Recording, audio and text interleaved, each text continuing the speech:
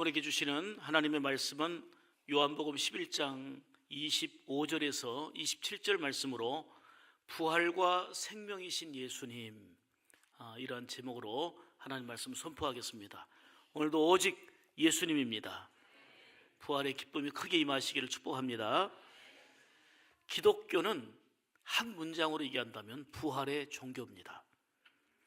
세상 모든 사람은 언젠가 반드시 죽게 됩니다. 남자도 여자도 부자도 가난한 자도 죽음에서 벗어난 사람은 없습니다. 세계 위인들인 공자도 석가모니도 마호메도 모든 사람들도 다 하나님이 정해주신 기간 동안 살다가 하나님이 정하신 때에 죽음을 맞이했습니다. 그런데 예수님은 성경대로 오셨고 성경대로 우리의 죄를 대속하시고 구원하시려고 십자가에서 우리 대신 죽으셨고 그리고 성경대로 다시 사셨습니다. 그래서 믿는 자에게 영생과 기쁨과 소망이 되시는 겁니다. 그러므로 기독교는 부활과 생명의 종교입니다. 죽음을 이기시고 다시 사신 예수님이 우리의 부활이요 우리의 생명이 되시기 때문입니다.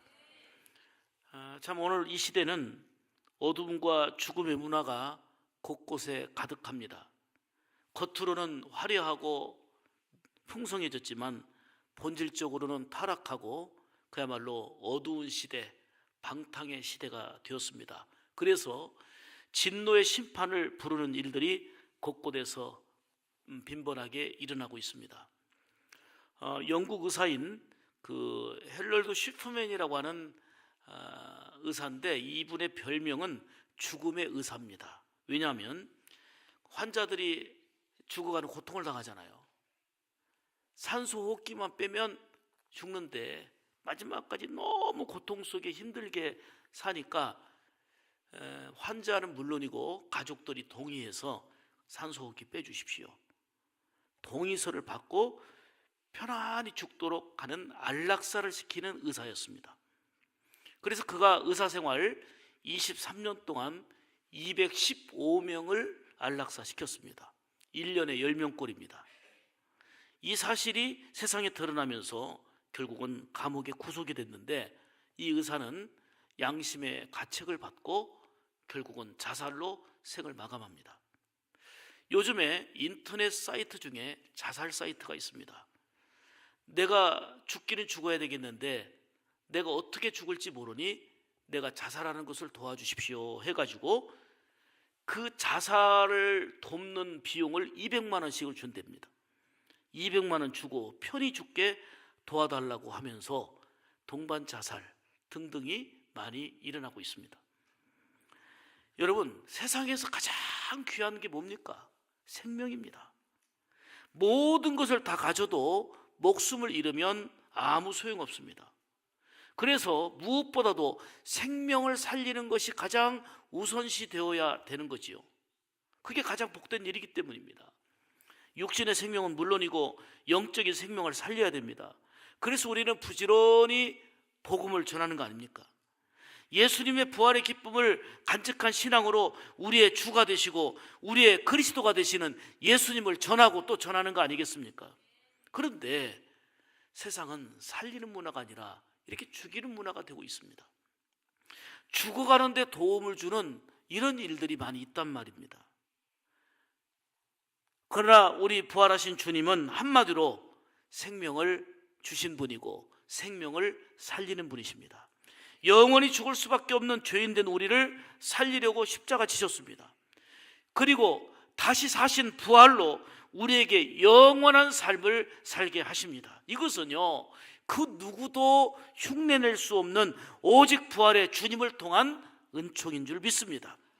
오늘 본문 25절 26절 예수께서 가라사대 나는 부활이요 생명이니 나를 믿는 자는 죽어도 살겠고 무릇 살아서 나를 믿는 자는 영원히 죽지 아니하리니 이것을 내가 믿느냐 말씀하십니다.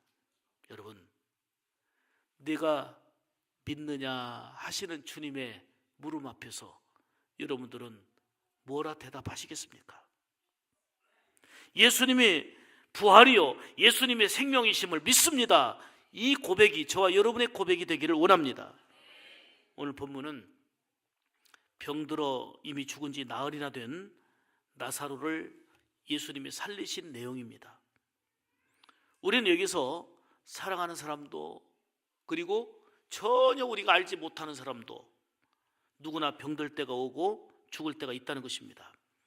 한번 태어난 인생은 죽음을 반드시 피할 수 없는 길입니다.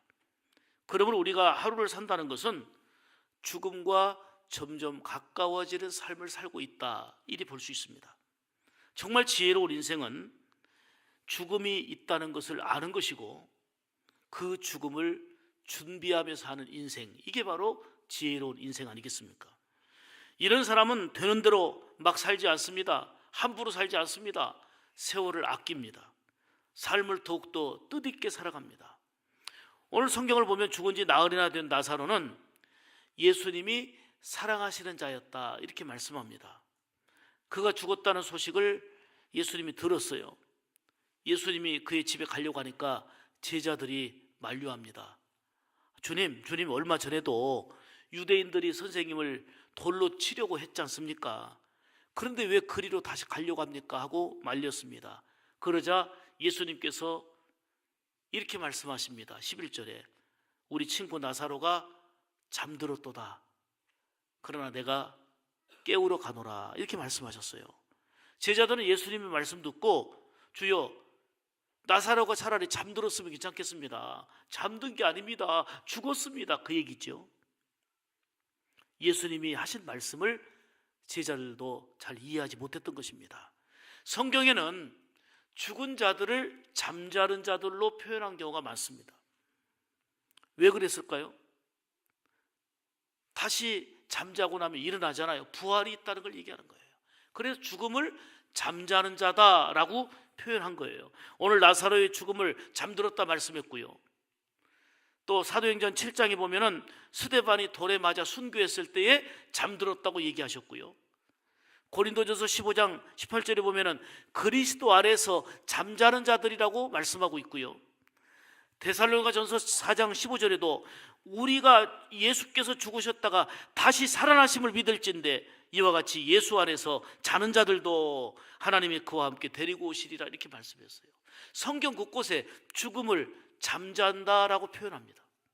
잠자는 사람들이 결국은 일어나는 것처럼 바로 그리스도인의 죽음에는 자는 것과 같이 일어남, 부활이 있다는 것을 말씀하는 것입니다. 예수님이 나사로가 병들어 죽게 됐다는 소식을 듣고서도 며칠을 지체한 뒤에 갔습니다. 그러다 보니까 이미 죽은 지 나흘이나 됐습니다. 이런 나사로를 잠잔다라고 예수님이 말씀하신 것입니다. 죽은 지 나흘 됐던 나사로 무덤을 향하여서 나사로야 하고 부르시니까 수족을 동인 채로 죽었던 나사로가 잠에서 깨어 일어나서 살아난 것입니다. 그리고서 주님이 하신 말씀을 15절을 통해서 볼 수 있는데요. 내가 거기 있지 아니하는 것을 너희를 위하여 기뻐하노니 이는 너희로 믿게 하려 함이라, 이렇게 말씀합니다. 사랑하는 여러분, 우리는 언젠가 죽지만 다시 사는 것을 믿습니다. 이게 바로 예배 때마다 사도신경으로 고백하는 우리의 믿음의 고백, 우리의 신앙의 고백입니다. 여러분은 예수님을 그리스도로 믿어 죽어도 다시 사는 것을 믿습니까? 여러분은 예수님을 주와 그리스도로 믿어 영원히 사는 것을 믿으십니까? 여러분, 다시 사는 것이 부활입니다. 영원히 사는 것이 바로 영생입니다. 이는 부활하신 주님이 우리에게 주신 놀라운 은총인데요, 예수님이 부활이시오 우리의 생명이 되시기 때문입니다. 사람들은 죽음을 끝으로 보니까 절망합니다. 죽음을 두려워하고 낭망합니다. 그런데 믿는 우리에게는 죽음이라는 과정이 끝이 아니라 영생으로 들어가는 관문인 줄 믿습니다. 그래서 우리는 죽음 앞에서도 담대하고요, 평안합니다. 예수 잘 믿은 사람은 마지막 죽을 때 보면 압니다. 믿음이 없는 사람은 조상이 나를 부르러 왔다고, 안 간다고 몸부림치고 떼쓰다가 갑니다. 애쓰다가 죽습니다. 그러나 예수님을 생명의 구주로 믿는 사람들은 주님이 십자가상에서 하나님께 내 영혼을 아버지께 의탁하나이다 이리 기도하셨던 것처럼 하나님께 우리의 영혼을 맡기면서 천국 영광을 바라보면서 평안한 죽음을 맞이하는 것입니다. 믿는 자는 죽음이 달라요. 그런데 오늘 본문을 보세요. 죽은 오빠로 인해서 울며 탄식하는 마르다에게 예수님이 내 오빠는 다시 살아난다 말씀하셨어요. 그러자 마르다가요 24절에 뭐라고 얘기하냐면 주님 마지막 날 부활의 때는 다시 우리 오빠도 살아날 줄 믿습니다라고 대답합니다. 이 말은 장차 부활의 때에 우리 오빠도 다시 살아날 거 그 시당은 믿지만 지금 살아난다 말씀하신 주님의 말씀에 대해서는 이해하지 못하고 믿지 못하고 있었던 겁니다. 지금 우리 오빠는 죽었습니다. 이미 다 끝이 났습니다. 장차 부활의 때는 살아날 것을 믿지만 지금 우리 오빠는 죽었습니다. 그 얘기입니다. 그래서 여전히 슬퍼했습니다. 이때 예수님께서 마르다에게 부활의 신앙으로 부활의 믿음으로 초대한 것입니다. 마르다야, 내가 부활이다. 내가 생명이다. 나를 믿는 자는 죽어도 살겠고 무릇 살아서 나를 믿는 자는 영원히 죽지 아니하리니 네가 이것을 믿느냐 하셨습니다. 여기서 우리도 다시 한번 마르다에게 말씀하신 내용이 오늘 우리에게 주신 질문으로 받고 크게 대답해야 되겠습니다. 네가 부활을 믿느냐? 아멘입니까? 우리에게 있어서 가장 중요한 것은 바로 믿음입니다. 하나님이 이 땅을 창조하시고 우리 인간을 창조하신 창조를 믿는 것입니다. 태초에 하나님이 천지를 창조하시니라. 할렐루야. 그리고 예수님이 십자가의 대속을 통해서 우리의 죄를 속하시고 우리를 자녀 삼으시고 예수님을 나의 구주로 믿으면 영원한 구원에 이르게 되는 줄 믿습니다. 로마서 10장 9절 말씀에 만일 내 입으로 예수를 주로 시인하며 또 하나님께서 그를 죽은 자 가운데서 살리신 것을 내 마음에 믿으면 구원을 받으리라. 요한복음 3장 14절 말씀에도 모세가 광야에서 뱀을 든 것 같이 인자도 들려야 하리니 이는 저를 믿는 자마다 영생을 얻게 하려 함이라 말씀하십니다. 예수님이 말씀하신 대로 다시 사신 부활을 믿어야 합니다. 나는 부활이요 생명이니 네가 이것을 믿느냐? 네가 이것을 믿느냐? 수많은 사람들에게 질문이 던져지고 있지만 묵묵부답으로 반응하지 않고 예수님의 부활을 거부하는 사람들이 많이 있는 이때에 우리 모두는 믿는 우리 모두는 예수님은 부활이요 예수님은 생명이심을 믿습니다. 이 믿음의 고백이 우리의 삶을 통해서 나타나야 될 줄 믿습니다. 예수님은 죽은 지 나흘이나 된 나사로의 무덤을 찾아가서 말씀하십니다. 43절입니다. 큰 소리로 나사로야 나오너라. 이때 죽은 나사로가 수족을 배로 동인 채로 걸어 나왔습니다. 이 사건은 죽은 나사로가 살아났다는 것에 그치는 사건이 아닙니다. 부활과 생명이신 예수님을 믿는 자는 죽음으로 끝나는 게 아니고 다시 부활에 참여하게 된다는 것을 우리에게 보여주시는 사건입니다. 그래서 성도의 죽음은 끝이 아닙니다.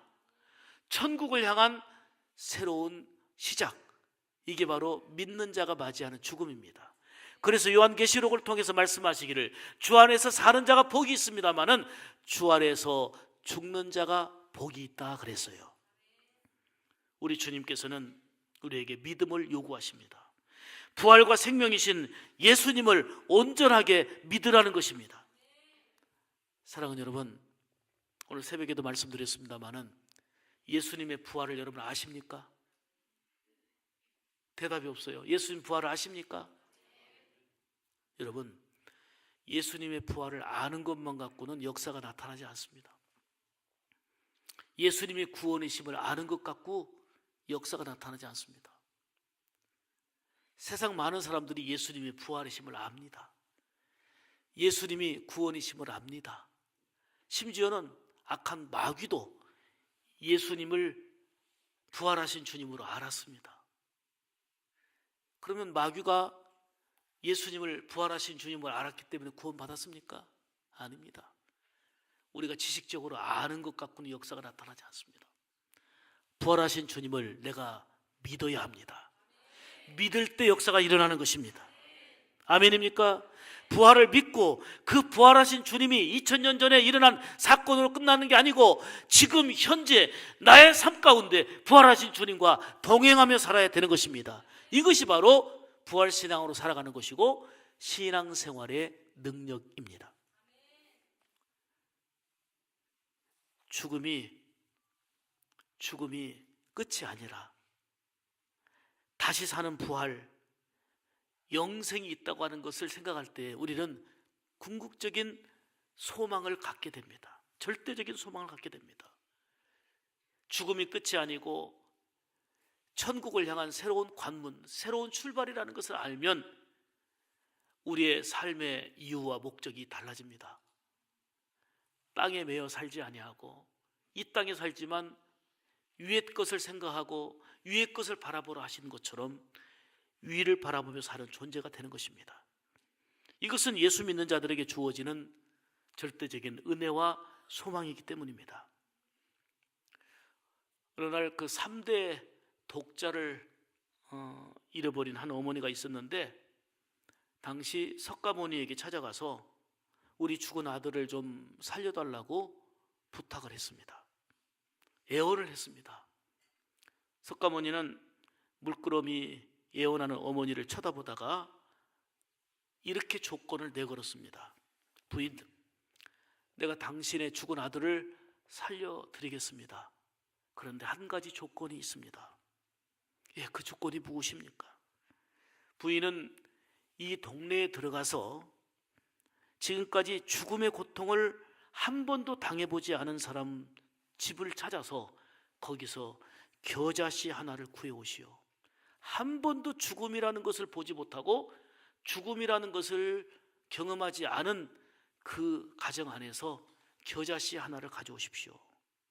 그래서 이 부인은 죽은 아들을 살릴 수 있는 희망을 품고 집집마다 다 다녀봤지만 죽음을 경험하지 않은 집이 하나도 없어요.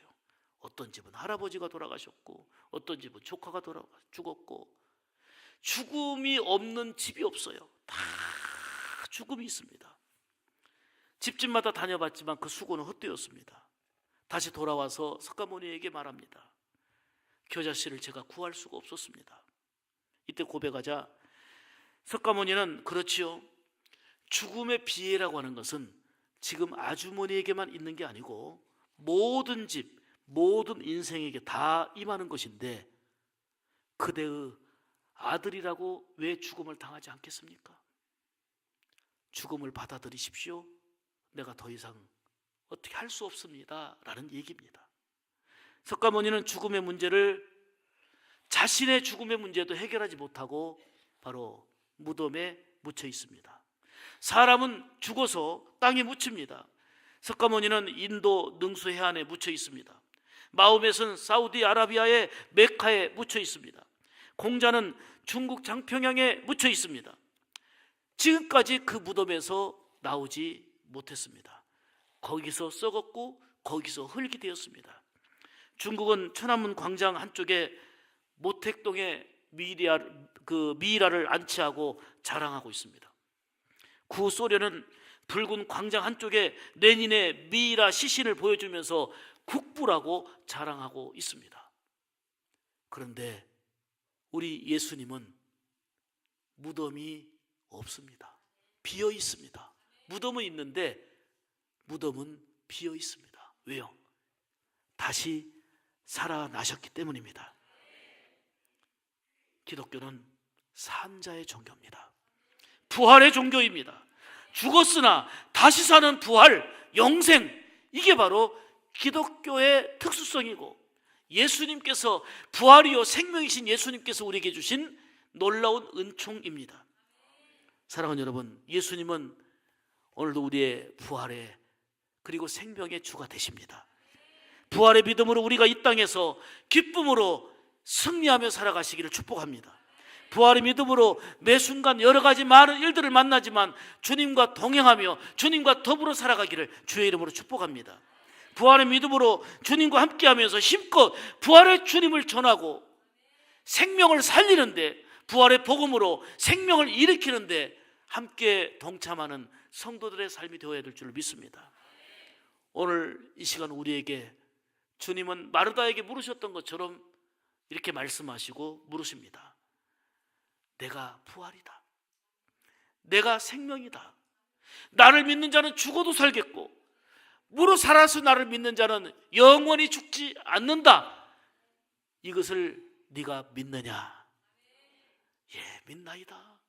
예수님이 나의 부활이시오 나의 생명이심을 믿습니다. 이 믿음의 고백을 통해서 다시 사신 부활의 주님의 기쁨과 감격 속에서 우리가 영원한 부활에 동참하게 될 소망과 절대적인 기쁨을 가지고 지금 주어진 우리의 삶의 현장에서 주님과 동행하며 승리하는 그런 감동과 은혜가 있는 부활신앙으로 살아가는 여러분들의 삶이 되기를 주님의 이름으로 축복합니다. 기도하겠습니다.